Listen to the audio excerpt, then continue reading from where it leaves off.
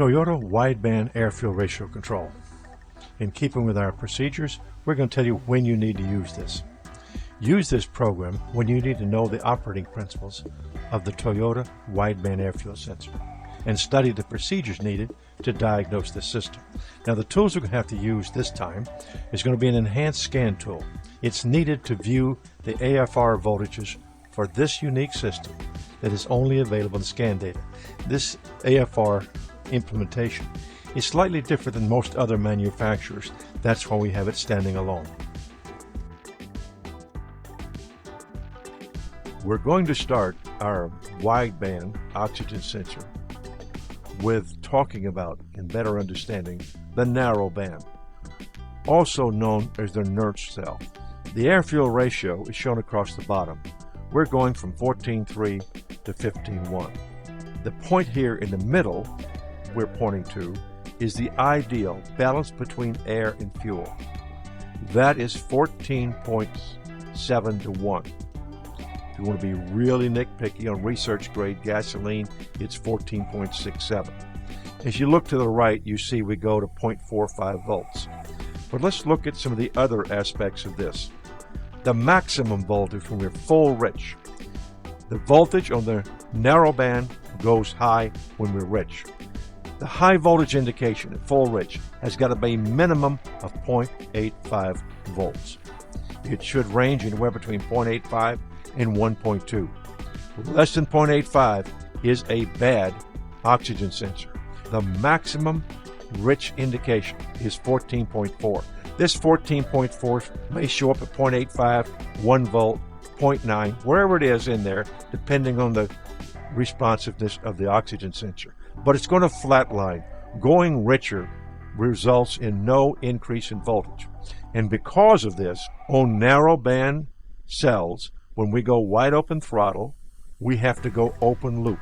We can no longer feedback fuel delivery for corrections. We purely calculate fuel delivery off of the engine parameters we use for the first calculation, for fuel control. Now we understand fuel control is a calculation. Understand that anything beyond 14.4 on air-fuel ratio is a calculation. It assumes normal fuel delivery. That is a limitation of this system. On the lean side, we have a similar situation. The minimum lean voltage is 0.1 volt. It is the maximum lean indication is 14.9 to 1. This signal should range from anywhere from 0.1 down to a few millivolts, depending on the vehicle, how many millivolts. Some run as 20, 30 millivolts is still acceptable going negative.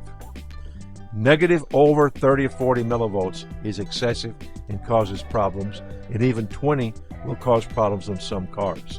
So watch for the two extremes.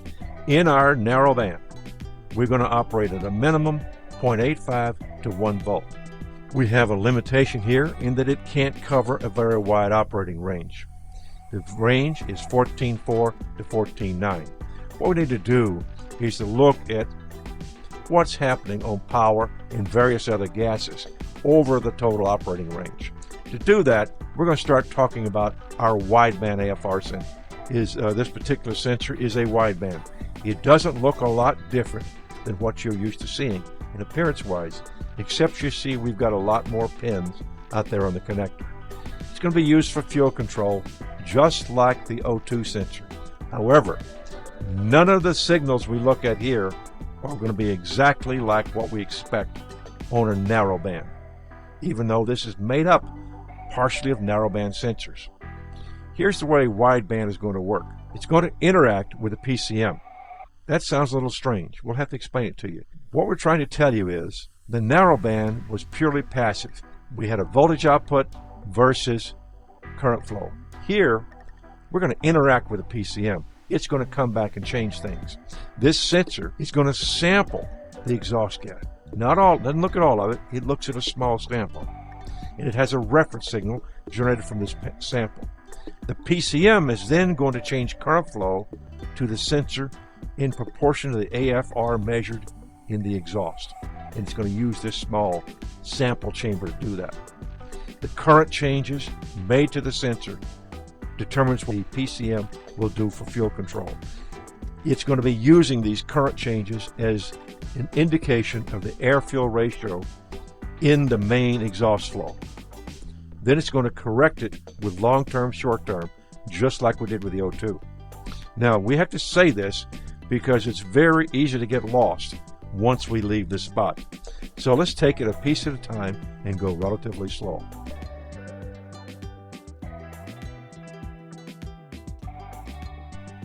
We need wideband to measure AFR, air-fuel ratio, at different operating conditions.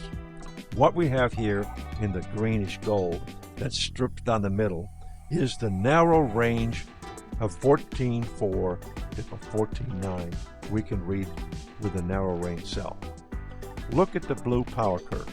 The blue power curve peaks out way down the list here. It peaks out at around 13.2 is where we generate maximum power. This is a full air-fuel ratio number lower than we could read with the narrowband. Wideband, we can read them. So this is going to change our diagnostics a little bit. We can use this to measure and diagnose fuel delivery during wide open throttle acceleration. Since full power wide open throttle acceleration needs an AFR of 13.2, we simply use our scan tool to verify we're getting to a full 13.2. Now we're putting the diagnostics at the front end. Some people may say, why are you getting the diagnostics so early? I want you to understand what we can do with it to show you the value of the time it's going to take to learn how it operates. Now we can actually measure. If we have a fuel delivery problem, it will not be able to hold a full 13.2 enrichment. It will creep back toward 14. So this is a clear-cut diagnostic we've never had available to us before. Now the cold engine startup also needs about 13.2, just like max power does. When we're cold, 45, 50 degrees, somewhere in that range, a little lower than 70, we typically see a 13.2 air-fuel ratio. Now the AFR we're going to show you is made up so that it heats up in 20 seconds and can read these cold operating mixtures long before we can ever get to what we need to be looking at with a narrowband. So we can also start controlling fuel earlier and keeping it only as rich as it needs to be for engine operation. That's very important because we couldn't read the richness with a narrowband. We had to wait till it could finally get into closed loop. Closed loop now will come much faster. Fuel shutoff on D-cell takes us out to about 16.2 to 1 air-fuel ratio. We can read that. This gives us ways to diagnose fuel delivery during D-cell. If we have leaking injectors or some other source of fuel, we will not be able to get to 16.2. This is another point we could not read with a narrowband. So now we've established increased diagnostics by being able to use this and better emissions. Let's go and talk about what's going to be operating and see what we can do. And we've also said the narrowband just would not get us there.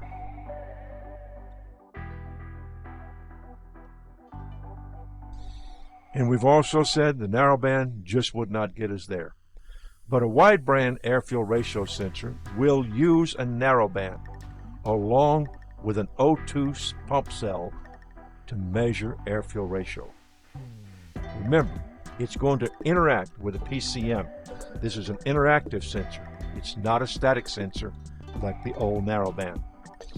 First of all, we're going to look at this. Wideband sensors are made up of two different sensors sandwiched together. They're sandwiched together at this shared electrode you see there in purple. If you look to the right, you see a call out saying the oxygen pump cell is pointing to two purple electrodes. The narrowband, narrow range sensor is pointing to a yellow and a blue, light blue, whatever you want to call it, cell. This is a narrowband cell down there. We're going to have to talk about how these work. We've got something else unusual here. We've got a sample chamber. Notice the main exhaust gas in dark green is going by, and only a small little portion is coming through an opening into this sample chamber. What we're going to do is utilize a small sample chamber to sample the gas in the exhaust. Make changes to the AFR sensor to correct for those changes, and those corrections will tell us exactly what we need to do. So the sample in this exhaust chamber is going to determine what we do next. Now the bottom sensor is a narrowband sensor. It measures gas in the sample chamber. It's going to be using a shared return. If you'll notice, the middle has a Nerf cell return, reference, and current ramp. These are reference grounds, reference lows. The narrowband cell output is the purple arrow coming off of our blue. That is going to read the gas in the sample cell. When the gas in the sample cell is perfect, lambda of 1, 14.7 to 1, whatever you want to call it, we will have an output signal of 0.45 volts. Now the PCM is going to use this signal. It's very important because it has an oxygen O2 pump. Your arrow on the right is pointing to the O2 pump. Those two purple electrodes are an O2 pump. The PCM can add or absorb oxygen from the sample chamber or cell by controlling the current flow to the oxygen pump. Now the oxygen pump is really a narrowband cell, but what we have utilizing here we've never used before, passing a current flow through the cell will cause it to either add or absorb oxygen. Before we simply looked at the voltage. So what we have is surrounding this small sample cell is an oxygen pump. We can change the gas concentration in this small cell without changing the gas concentration out in the main exhaust flow.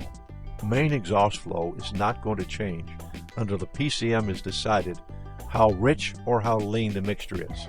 This is merely a way of determining how far the sample has moved from a lambda of 1, and because it's a small sample, the current pump can overcome any deficiencies in oxygen for rich mixtures or any excess oxygens for lean mixtures. Let me say that again. The PCM's current pump, because of the small sample, can overcome a deficiency of oxygen on a rich mixture and bring the sample cell back to a lambda 1. Or it can remove some of the excess oxygen from this small sample to bring it back to a lambda of 1. It's a current pump. It's going to change O2. Now this chart shows different values. At the top, the magenta scale, we have to pump in a positive 2.25 milliamps to correct for a lambda of 2 in the main exhaust flow. At the bottom end of the scale, the magenta or purple has to have a minus 1.5 amps to correct for a lambda of 0.8 in the exhaust. Once we have this current flow at that level, it will cause the mixture inside the sample cell to return to a lambda of 1. That tells the PCM exactly how far we have to move. This is not controlling the main exhaust flow. This is just controlling a small sample in the chamber and not the main exhaust flow. The main exhaust flow will be controlled by the short-term and long-term fuel trim. The current flow is going to tell the PCM how much to change short-term, long-term fuel trim. Let's look at the construction. A narrowband O2 sensor is mounted at the bottom of the sample cell. Remember, these are two pieces sandwiched together. Let's see how this works. This is known as a diffusion chamber. We call it a sample chamber because it's easier to understand. Because it has a very small gap, we're going to be able to look at just small samples of the main exhaust flow, and it can be used to signal the PCM data about the contents of the sample cell. We bring in some rich mixture, let's say. If a rich mixture enters the sample cell, it will increase voltage or start to increase voltage on the narrowband reference. It's at 0.45 volts. As soon as the PCM sees 0.45 volts starting to increase because we've introduced a rich mixture, When a rich mixture enters the sample cell, it's going to increase the voltage on this reference. The PCM is going to react. The PCM reacts to changes in this voltage to pump oxygen into the sample cell. Remember, we have a rich mixture, we have too little oxygen. So the PCM is going to pump oxygen into the sample cell to return the signal back to 0.45 volts at lambda. The amount of current tells the PCM how rich we are, and then it will go and change short-term and long-term. Right now, we're just reacting between the PCM and the mixture in the cell to find out how far we're off. This oxygen pump is mounted on top of it. Let's get back to how it's going to function. It's going to operate the oxygen pump to keep the sample cell at a lambda of 1. It's going to use positive current flow to absorb O2. Positive current flow absorbing O2, that'll be used when we have a lean mixture. Lean mixture is an excess of O2. Negative current flow will be used to release oxygen into the diffusion chamber. Remember, this is called diffusion chamber or sample cell, and has a very small gap. So it's easy to cancel out this small amount of gas coming in by pumping oxygen in or absorbing oxygen. We pump it in when it's rich, we absorb it when it's lean. It'll use negative current flow to generate oxygen to correct for our rich condition we're talking about in this example. So just remember, the actions of the PCM is just controlling the AFR inside the sample cell. It's going to use it's a very small sample, so we can do that. We're not changing the main exhaust yet. This gets confused when we talk about bringing the sample cell back to a lambda of 1. Remember, we're just checking to see what it takes to bring it back to a lambda of 1. Let's look at that. At the right, let's utilize this chart with numbers of what's everywhere. It's at a lambda of 0.8. That's too rich. We have too little oxygen. The bottom left, we have the O2 pump current. It needs to pump in a minus 1.5 milliamps. When we do that, it will return the sample back to a lambda of 1. Now the PCM is going to use this current flow to calculate the AFR in the main exhaust, and then change fuel controls to bring it back. And once the fuel controls have changed, when short-term and long-term are adjusted to bring the main flow back to 0, we now have 0 current flow. Everything is fine. With 0 current flow, we're not pumping it in, we're not taking it out. The main exhaust flow is AFR 1, the sample cell is 1, we do nothing. And this is what we see frequently in this. This does not have to hunt around. It goes directly to what it has to do, tells us what to do, changes short term just like the oxygen sensor changed short term. Then the short term gradually changes long term. So you have to understand how fuel control works to understand how the wideband air-fuel ratio works. It is this current flow that we're pumping in there on the interactivity on the purple line, magenta line, to bring the sample cell back to an AFR 1. Then we go back, change short-term, long-term, bring the main fuel flow back, and then we have 0 current flow. So what's going to happen when the main exhaust flow and the sample cells are at 0? The PCM will 0 current flow to the oxygen pump. We'll neither add nor subtract oxygen. This is how the total package works. We've got to change the main flow. Then we'll get back to both main exhaust flow and sample being 1. Then we do nothing. The PCM neither adds nor subtracts oxygen. The reference stays at 0.545 and everything's fine. In the example we just used, it took minus 1.5 milliamps to add enough oxygen to the sample chamber to overcome the lack of oxygen in the sample cell caused by a rich mixture. The current pump at the bottom shows us how much current. The rich mixture arrow says this is how rich we were. We could measure that richness by pumping oxygen into this small sample cell, bringing it back to 0, and that's the secret to wideband. The PCM will vary current flow until the main exhaust leans out to a lambda of 1, and then everybody's going to be happy. We were looking at a chart, now we're looking at the construction of the sensor. It's going to return this diffusion chamber, this sample cell, to a stoichiometric or lambda of 1. Remember, the diffusion gap is very small. It's a small orifice between the exhaust and sample cell. That's the secret to making this work. That small orifice lets us change only a small amount of gas with an oxygen pump in order to measure how rich or lean the main flow of gas is. So this gets to be somewhat confusing. Go back and review it as many times as you need. But the basic current flow will go back to zero after the PCM has made short-term, long-term fuel control corrections to 1. Then everything gets back to 1. If we have a lean condition, just the opposite. It's going to require positive current flow to remove oxygen from the diffusion chamber and return the diffusion chamber back to a lambda of 1. In this example, our main exhaust flow on the right is of our lambda of 1.4. The current pump on the left bottom, positive 1.15 milliamps. That's the current flow required to return the sample cell back to a lambda of 1. Works just the opposite. We're going to use positive current flow. The short-term and long-term fuel trim are then adjusted to bring the main fuel flow back to 1. When it gets back, the lean mixtures are corrected. The lean mixtures measured, the narrow band, the PCM will use positive current flow to absorb it, the O2 in the sample cell, make the measurement of current flow required, make the corrections in long-term, short-term. In this example, it used 1.15 milliamps positive to absorb excess oxygen from the lean mixture. That enabled it to use short-term, long-term to bring it back to 1. Once we get it back to 1, we re-zero, main exhaust is at 1, the sample cell's at 1, we have 0 current flow. Now, the sample chamber with the small gas flows, the key to making all this work, we cannot stress enough.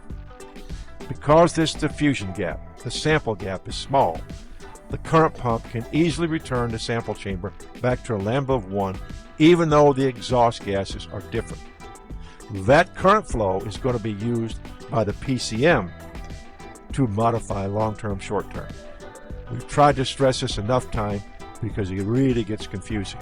But this is the key right here, this chart.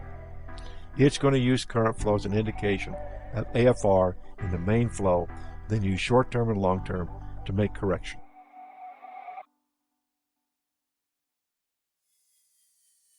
Remember, the narrowband sensor is used as a signal to PCM, which starts the control process. What does that mean? Well, this means we are going to be looking at a nearly constant 0.45 volts during normal operation on this narrowband reference voltage. Let me say that again. During normal operation, the reference should stay near 0.45 volts.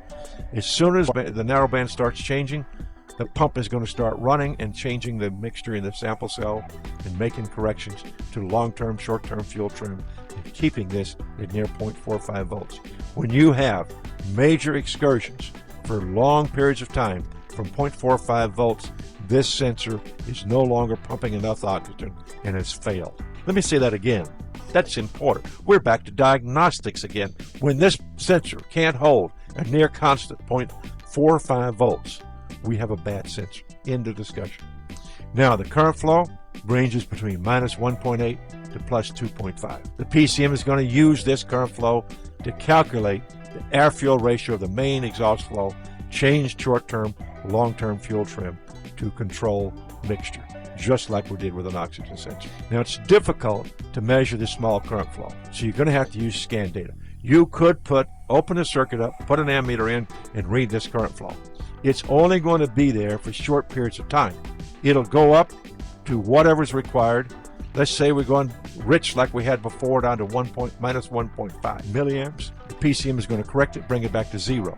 So what you're going to see is small excursions away from 0 back to 0, because the PCM is going to be changing short-term, long-term based off of this numbers. So it's not going to hang out here at 2.25 milliamps for very long. That would cause the voltage on our reference cell to be wrong. Part of making this accurate is heater. High heater current is needed. In this example, this is a Bosch. It's a 10-watt heater. It's got 2.1 ohms when it's cold, 3.2 when it's hot. What we're going to try to do is heat this up high enough that varying engine RPMs will not cause problems. We have an operating temperature typical value of around 1400 degrees Fahrenheit. really range between 1300 and 1500. In that range, we have accurate readings. So one of the reasons this may be inaccurate is maybe the heater is not at the right temperature. Since this is a high amperage heater, you need to measure it. It's going to use duty cycle controller to maintain the correct current flow for the temperature. And you can't actually measure the temperature of the element inside the O2 sensor. This is not the temperature of the shell sticking out of the exhaust. That's going to be connected to exhaust temperature more than it is to the element temperature. If you can't maintain 0.45 volts, go look at the heater current. So if it's maxed out, running high heater, something's wrong. It's not working. If you don't have good current flow, something's wrong. Use your low amps probe to do that testing. This heater is part of the sensor to speed up the heating process on the newer sensors in use today. Normal heat up time is 20 seconds. The wide range AFR adds new dimensions to scan data diagnostics. We showed you at the beginning. We can look at full rich, we can look at full lean. Let's look at the pinouts and see what they look like. We picked a Bosch example here on a Volkswagen. Pin 4 is the calibration resistor. This is that 30 to 300 ohm resistor made to compensate for differences in manufacturing tolerances. The current pump is on pin 2. This is where we either put a negative current flow in to release oxygen or put in positive current flow to absorb oxygen at the current pump. In the center is the reference, our narrowband and our pump. Both use pin 1 as a reference. It's a shared electrode. Pin 5 is the system where we expect to see our constant 0.45 volts. When we can't hold a constant 0.45 volts, something's wrong. First thing to check is pins 3 and 6 for the heater. We've got to have good heater current, good heater control. Now there's a couple other pins. Pin 8 is a shield around all this wiring to keep out any RFI, and pin 7 is not used. So we're going to have 8 pins on this connector, much more than we had on the conventional old connectors. But let's look at more detailed information. We've looked at construction. Let's look at the circuitry behind it. This is a Toyota example. We're going to get inside the circuitry, inside the PCM, to talk about this. A 3.0 volt and a 3.3 volt reference. It's used by 2 balanced amplifiers. Let's look at those 2 balanced amplifiers. The top amplifier uses this 3.3 voltage reference at the top for the sensor. The bottom uses this 3 volt reference. What's going to happen is the 2 voltages remain almost constant under various air-fuel ratios. Now everything on the left is in the PCM. Only the AFR sensor is out here. In this particular diagram, we're not showing you the heaters. We're just showing you the 2 connections on this Toyota. The current flow through the 2 amplifiers will be 0 at a lambda of 1. Lambda 1, 0 current flow.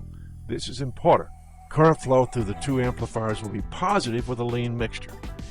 It's going to be doing the same thing we had before, just like we saw in construction, only now we're seeing the internal amplifiers, what they're going to be doing. Current flow through the amplifiers will be negative when there's a rich mixture. So it's going to run negative current flow, positive current flow to maintain 2 voltages. Now these are not the same voltages we work with on Bosch. On Bosch we had a reference voltage of a steady 0.45 volts. Here we've got a 3.3 at the top and a 3.0 at the bottom. Concept is the same. It's maintaining constant voltage reference by varying current flow. Now we take these 2 voltages that remain constant. They make very minor changes, just like our 0.45 volts did. They'll have minor bumps up and down. We'll normally be looking at 0.33 volts in scan data. But the PCM changes current flow into voltages that represent AFR values internally. What's the sensor seeing? What's the air-fuel ratio? It's going to use this current flow. It's going to change it into a voltage. The 2 amplifiers vary the amount of current to maintain a constant bias voltage on the 2 points. The scan tool is the only way to read the voltage at the processor input. Since the PCM has changed this current flow into voltage, we have to go to scan tool.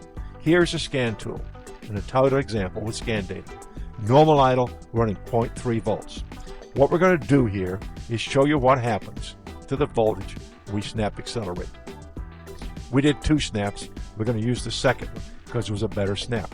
When we go snap accelerate, initially we're going to go slightly lean and then we're going to go down to full lean. Full rich. Snap acceleration, we need full enrichment. Went to 2.7 volts. That's full rich. Full lean is 3.8. Remember, normal idle, 3.3. Going down in voltage is rich, going up is lean, because we're using the current flow. Full rich showing normal reaction to acceleration enrichment. This is what's supposed to happen. The full lean is showing the normal reaction to decel fuel cutoff. And when we get through, it's going to spend just a little bit of time going back rich again. Let's use the scan tool graphics to determine if a system is fueling correctly. Remember, short-term, long-term are a result of the air-fuel signal. Use both of these to determine rich and lean conditions. If you want to find rich or lean, you're going to have to go back and look at short-term, long-term, just like we did with the oxygen sensor, because all these changes are going to be only transitory. The system is going to change short-term and long-term to bring us back to 3.3 normal operation. Let's go look at that. Normal operation, the PCM has corrected short-term and long-term. We're running, look, an almost steady 3.3 volts. We have a few bumps up and down, nothing significant. So this is what's happening when we have made an adjustment. There are times when we're not going to have stoichiometric fuel mixture, right? Let's talk about wide open throttle data. Driving on the highway, steady throttle, 3.3 volts. We slam the accelerator to the metal, we bump lean momentarily, then we go down to a lambda of 0.9, which is 2.7 volts. We hold that voltage. Why are we looking to hold it? We want to hold that voltage because that tells us we have normal fuel delivery. We must have sufficient fuel delivery to give us a constant lambda of 0.9, which is about 13.2 air-fuel ratio. That says we've got sufficient fuel pump output, sufficient fuel pressure, sufficient output from the fuel injectors to supply the proper amount of fuel for full throttle, full power. Narrowband oxygen sensors couldn't supply this amount of information. It flattened out. We would be an open loop now. We do not have to be an open loop now. We can be looking at fuel control.